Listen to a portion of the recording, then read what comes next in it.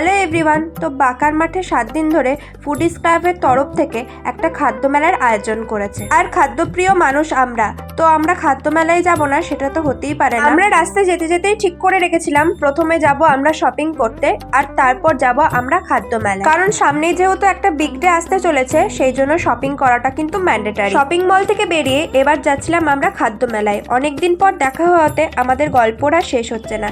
এই যে খাদ্যান্বেষণ 2024 Bardhaman foodies club আয়োজিত এই খাদ্য মেলাটায় আমি প্রথমবারই আসছি। মেলায় প্রবেশ করার সময়ই পাতলু একটা খাবারের স্টলে হ্যান্ডবিল দিল, আর এই দোকানটাই আসলে আমরা খুঁজছিলাম। আসলে এই মেলাটা 4-5 দিন আগে থেকে শুরু হয়েছিল, আর সমস্ত কিছুই ফেসবুক পেজে ওরা পোস্ট করছিল। তো সেগুলো দেখে আমি ভেবেই নিয়েছিলাম কি কি খাবো আর কোন কোন স্টলগুলোতে যাব। সব থেকে সুন্দর বিষয় ছিল এখানকার বেশিরভাগ স্টলগুলোই ছিল বর্ধমানে, আর কিছু কিছু স্টল এসেছিল অন্যান্য জেলা থেকে। তো দেখা হচ্ছে নেক্সট পার্টে।